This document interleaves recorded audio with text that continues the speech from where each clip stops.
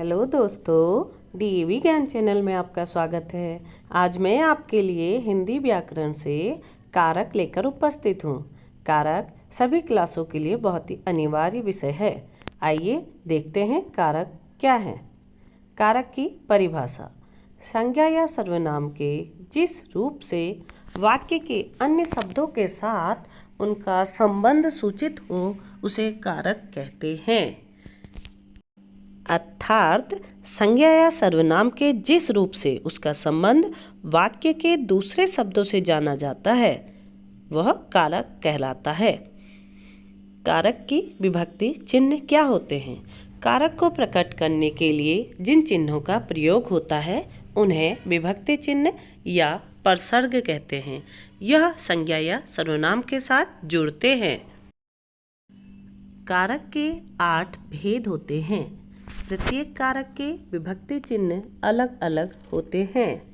आइए अब कारक और उनकी विभक्ति चिन्हों को देखें।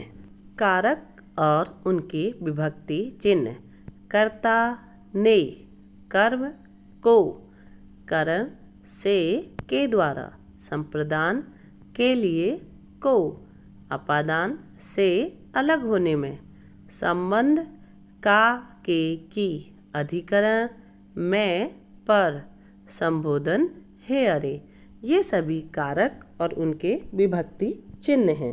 आइए अब हम इन्हें विस्तार से पढ़ते हैं। पहला है कर्ता कारक।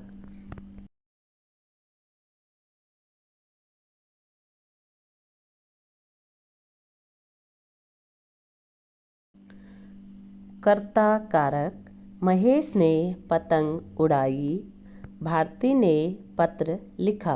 इन वाक्यों में उड़ाने और लिखने का काम महेश और भारती ने किया है। ये कर्ता कारक हैं। कर्ता का अर्थ है करने वाला। जिन शब्दों से काम करने वाले का पता चले उसे कर्ता कारक कहते हैं। इसका चिन्ह ने है। दूसरा कारक है कर्म कारक। धोबिन कपड़ों को धोती है। चोर को पकड़ो। धोना और पकड़ना क्रियाओं का प्रभाव कपड़ों और चोर पर पड़ रहा है, इसलिए ये कर्म कारक हैं। जिस शब्द पर क्रिया का प्रभाव पड़ता है उसे कर्म कारक कहते हैं। इसका चिन्ह को होता है। तीसरा कारक है करण कारक। बच्चा बोतल से दूध पीता है। माही हवाई जहाज से आई। इन वाक्यों में बोतल और हवाई जहाज साधन है जिनसे बच्चा दूध पीता है या माही आती है, इसलिए ये करण कारक हैं। अर्थात जिस साधन के द्वारा कर्ता काम करता है उसे करण कारक कहते हैं। करण कारक में साधन से कर्ता का सीधा संबंध होता है, अर्थात कह सकते हैं स्पर्श होता है। इसका चिन्ह से है। संप्रदान कारक: मैं माँ के लिए मिठाई लाई। भूखे को भोजन दो। इन वाक्यों में मिठाई माँ के लिए लाई गई और भोजन भूखे को दिया गया, इसलिए ये संप्रदान कारक हैं। अर्थात जिसके लिए काम किया जाता है उसे बताने वाला संप्रदान कारक है। इसके चिन्ह के लिए और को है। यह दोनों चिन्ह जिस भी वाक्य में होते हैं वहाँ संप्रदान कारक होता है। अपादान कारक पांचवा कारक है। गंगा हिमालय से निकलती है। पत्ता पेड़ से गिर गया। इन वाक्यों में गंगा का हिमालय से और पत्ते का पेड़ से अलग होने का पता चल रहा है, अतः ये अपादान कारक हैं। जिस शब्द से कोई वस्तु किसी से अलग होने का भाव प्रकट करती है उसे अपादान कारक कहते हैं।